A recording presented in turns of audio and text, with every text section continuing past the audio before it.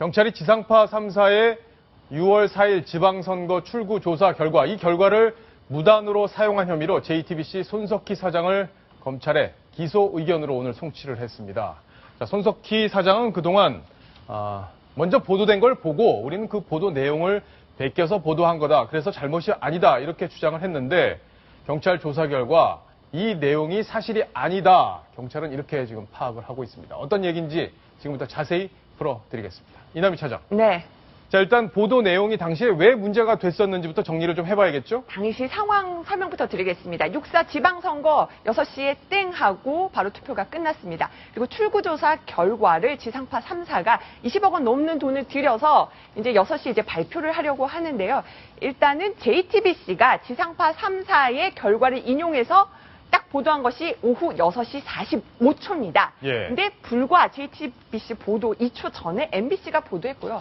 같이 돈을 냈던 SBS와 KBS, 그러니까 이 두 방송사는 JTBC보다도 더 늦게 방송을 한 겁니다. 예. 그러니까 여기하고 MBC하고 이렇게 3사가 조사를 했는데, 네. 그죠? 네. 근데 JTBC가 MBC보다 2초 뒤에 보도를 했다. 2초 뒤에 보도를 했다. 예. 생각을 해보면은요, 아무리 남의 언론사에서 본 것을 저희가 인용 보도를 하더라도요, 저희가 뭐 그래픽을 제작하고 이렇게 내보내려면은 굉장히 많이 준비할 시간이 필요합니다. 그렇기 때문에 인용 보도했다라는 게 물리적으로 좀 해명이 맞지 않다. 이런 얘기들 방송가에서도 많이 나왔습니다. 네. 그러네요. 그러니까 결국에는 JTBC 측은 이거 보고 베껴서 우리가 한 거기 때문에 문제가 없다. 실제로 언론사 간에 인용 보도를 많이 하기 때문에. 근데 2초 전에 어떻게 이거를 보고 베꼈냐. 이제 이걸 문제 삼은 건데 손석희 네. 사장은 이에 대해서 어떤 해명을 했었나요? 당시에 이제 경찰 조사를 받으러 왔을 때 기자들이 굉장히 많이 질문을 했었는데요. 당시 영상이 준비되어 있나요? 예. 그 얘기를 한번 들어봐야겠네요. 들어보시겠습니다. 예. 네. 예. 아직 안 나오고 있네요. 손 사장이 당시 기자들이 질문을 굉장히 많이 던졌었는데 예. 굉장히 말을 아꼈었습니다. 그러면서 문제가 없다. 출구조사 결과를 무단 사용한 거에 대해서 인정하십니까? 인정하지 않습니다. 저희들의 기본적인 입장이고요. 그 내용도 안에서 다 얘기했습니다. 나중에. 오늘도요. 예. 네, 이 기소 의견에 대해서 JTBC 측이 입장을 내놨습니다. 앞서 보도한 것에 대한 정당한 인용 보도였고 출처를 밝혔기 때문에 문제될 것이 없다. 그리고 자료를 입수하는 과정에서도 전혀 불법적인 요소가 없었다. 이렇게 보도 자료를 내고 그러니까 입장을 밝혔습니다. 근데 이제 경찰 조사 결과를 보니까 이 입수 경로가 이제 새로 경찰 조사에서 드러난 거잖아요. 그러니까 기존에는 JTBC 측은 MBC 보도를 보고 우리가 이 보도를 만들었다고 주장을 했는데 실제 네. 경찰에서 조사한 결과를 좀 설명을 해주시죠. 그렇습니다. 일단은 이런 조사 결과 한 모처 여기까지는 이제 경찰이 밝혀내지 못했다고 하는데요. 어떤 그 지상파 3사에서 조사한 어떤 결과를 모처에서 듣게 된 한 30대의 기자가 예. 바로 또 기자들끼리 최근에 보면은 카카오톡이라는 걸 통해서 메신저를 통해서 많이 공유를 합니다.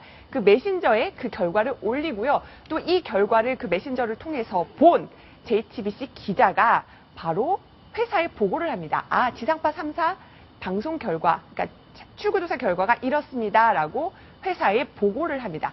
그 결과를 회사에서 오후 5시 한 32분경, 출구조사 결과는 그 오후 2시 20분경에 이제 집계가 됐고, 그것이 이제 오후 5시 32분경 바로 JTBC 측에 전달이 됐고요. 그래서 이제 미리 준비를 해서 방송을 했다. 경찰은 이렇게 보고 있습니다. 그렇군요. 자, 그럼 중요한 거는 결국에는 이렇게 사전에 입수한 내용들이 경찰 조사 결과에서는 네. 나와 있는 나와 상황인데, 물론 있습니다. 이제 검찰에서도 더 조사를 할 테고, 그 다음에 재판 가서 이런 것들이 진실이 가려지긴 할 텐데, 일단 네. 경찰의 조사 결과 이렇다는 건데, 그렇습니다. 중요한 거 있습니다. 손석희 사장이 이 내용을 보고를 받았느냐, 안 받았느냐, 바로 이거잖아요. 당시에 경찰 조사 결과 JTBC의 한 임직원은 이렇게 얘기를 했습니다. 그 보도본부장 그 선에서 다 결제가 이뤄진 것이다. 손석희 사장은 거의 보고받지 못했다. 이 보도와는 상관이 없다. 이렇게 밝혔습니다. 하지만 경찰이 조사한 결과는 다릅니다. 다르다? 그렇습니다. 이제 아까 JTBC 기자가 이제 회사에 보고를 했고 보도본부장까지 바로 보고가 올라갔습니다. 지금 하나씩 나오고 있는데요. 자, 정치부 출입 기자가 보도본부장, 그 보도본부장은 손 사장에게 보고를 했고 그리고 손 사장이 결재가 이뤄진 후에 담당 PD에게 전달이 돼서 바로 이 지상파 3사 출구조사 결과가 미리 나가게 됐다는 겁니다. 그렇군요. 결국에는 그러니까 손 사장도 알고 있었다는 게 경찰의 파악이군요. 네, 그렇습니다. 이 결제 여부를 이제 확인하면 될 것 같은데 손정혜 변호사님, 그렇다면 이런 경우에 지금까지 경찰 조사 결과로만 볼 때는 JTBC 주장과 많이 달라요. 근데 법적으로 이게 문제가 될 수 있는 상황인지 손해배상까지 해야 되는 상황인지 궁금합니다. 그 고의성 여부와 상관없이 손해배상은 일정 부분 해야 될 것으로 예상이 됩니다. 지금 검찰과 경찰이 바라보는 의견은 이게 공정이용이라는 JTBC 주장보다는 이것이 영업비밀이다. 사실 24억 원을 들이고 이런 조사를 했었던 거기 때문에 이런 영업비밀에 대한 외부의 침입이다. 부당한 이용이라고 보고 있는 것이고요. 사실상 이게 부정경제 방지 및 영업비밀 보호에 관한 법률에 위반될 소지가 매우 큽니다. 손해배상액의 문제일 것이지 거기에 고의 중과실이 없다고 하더라도 손해배상을 지급하게 될 것이고 손석희 사장 이외의 6명의 임직원들도 다 같이 기소 의견으로 송치될 예정입니다. 그렇기 때문에 JTBC가 공중파 3사의 어떤 영업비밀을 침해하거나 부정하게 이용한 부분에서는 민사상 손해배상을 해줄 가능성이 매우 높아졌습니다. 그렇군요. 박성훈 논설위원. 네. 뭐 잡지사에서 매년 이 언론인 중에 가장 영향력 있는 인물을 이제 조사를 하잖아요. 네. 손석희 사장이 항상 1위에 오르더라고요. 최근 네. 몇 년 사이 그랬던 것 같은데 네. 어쨌든 지금까지 해명한 내용과 경찰의 조사 내용이 상당히 다르고 네. 그리고 보도 시점을 봤을 때는 경찰의 조사 결과가 맞을 가능성이 좀 높은 그런 상황입니다. 어떻게 봐야 될까요? 아니 뭐 복잡하게 언론사 사장까지 가지 않더라도 예. 우리가 보도의 기본, 기자의 기본으로 돌아가서 보면 자 취재를 했어요. 옆에 다른 사람이 먼저 와서 막 그 어려운 그 현장에서 취재를 해서 남의 수첩 딱 보고 나서 남의 수첩 베껴서 먼저 보도하는 거. 예. 이건 쉽게 해서 기자의 ABC의 윤리에 어긋나는 거 아닙니까? 네. 그런 기본적인 그 원칙으로 돌아가서 보면 손 사장이 좀 더 저런 데 대한 책임의식을 좀 더 표명하는 것이 오히려 본인의 명성에 걸맞는 처신 아닌가 예. 그런 생각이 듭니다. 그러니까 뭐 상당히 또 많은 분들로부터 존경을 받는 언론인이기 때문에 그런 데 대해서 좀 더 책임감 있는 네. 처신을 해야 되지 않을까 이런 생각이 듭니다. 그렇습니다. 자, 손석희 사장 이야기는 여기까지 정리를 하고요. 천상초 차장. 네. 다른 뭐 사건 사고 이야기를 하나 좀 해봐야 될 텐데 경기도 하남시에 구름이 땅에 떨어졌다 이런 얘기가 지금 오후에 화제가 됐었어요. 네. 이게 어떤 사건인지 정리를 좀 해주시죠. 정확히 위치를 말씀드리면 경기도 하남시 신장동의 하남시청 뒤에 덕풍천이라는 곳에 예. 뭐 구름이 떨어졌다 뭐 이런 소식과 함께 동영상 사진들이 올라왔는데요.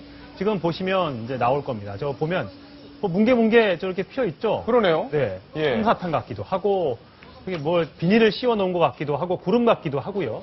그래서 이제 119와 시청 관계자들이 출동을 해서 저게 도대체 뭐냐 해서 한번 찾아봤답니다. 이렇게 위로 뭉게뭉게 이렇게 뭐가 올라오거든요. 그러네요. 이게 물을 막 뿌렸는데도 이게 없어지지 않더랍니다. 저게 도대체 뭐냐 신기하다.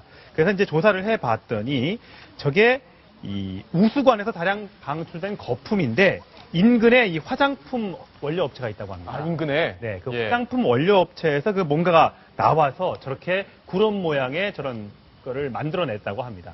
다행히 인체에는 큰 무리가 없는 걸로 알려지고 무색무취하다고 하는데 시민들은 저거 뭔가 굉장히 깜짝 놀랐다고 합니다. 예. 과거 인도에서도 이런 비슷한 사례가 있었다면서요. 그렇습니다. 과거 한 인도에서 비슷한 현상이 일어났었는데 그때 네. 당시에 그때의 물질은 이게 발암 물질이었다고 합니다. 아, 그때는? 예, 그렇습니다. 예. 공장 폐수와 생활 화수가 스며들면서 바로 저거네요. 네, 예. 그런 구름 같은 것을 만들었는데 저게 굉장히 저 때는 어쨌든 간에 몸에 신체에 안 좋은 거여서 논란이 되기도 했었다고 합니다. 예. 다행히 이번 건은 그렇지 않다고 하지만 엄밀하게 한번 조사를 좀 해볼 필요가 있을 것 같습니다. 네, 알겠습니다. 자, 하남시에 나타난 구름 이야기까지 정리를 해보겠습니다.